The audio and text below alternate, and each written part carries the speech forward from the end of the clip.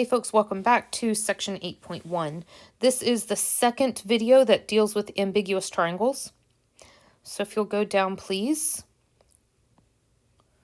And let's talk about the gray box dealing with the sine of angle B.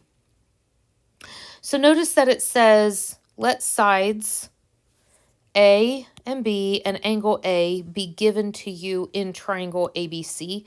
The law of sines can be used to find the value of sine of angle B. Now, I just want to show you what this could look like. If you were to set up a chart, knowing side A, side B, and angle A, it would look something like this right here. And the very first thing that we would do is we would go find angle B by using the law of sines.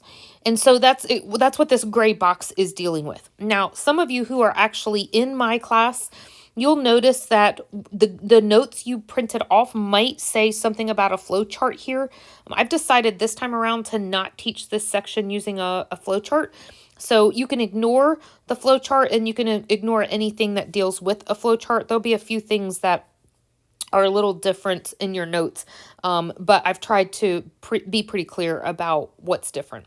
Okay, so let's look at number 1 here. It says, if we apply the law of sines and it results in an equation where the sine of angle B is bigger than 1, we know that this is outside of the range for the allowed sine of angle B values. And so then what happens is we have no triangle.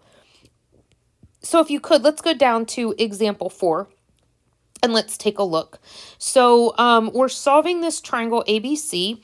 We are told what side A is, we're told what side C is, and we're told what angle C is. So I've already filled out my my chart. And it stands to reason that the first thing I'm going to go look for is angle A. So let's use the law of sines and let's set up, let me zoom in just a tad here. Let's set up our law of sines where we have the sine of angle A over side A is equal to the sine of angle C over side C. I'm going to isolate sine of angle A, throw this into my calculator. I'll get 1.3. This number is too big. We understand that sine values have to be between -1 and 1. For a triangle, it has to be between 0 and 1. And so this is not allowed.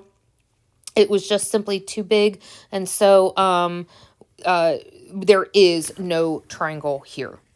All right, I'm going to end this video and come back and talk about one of our other options.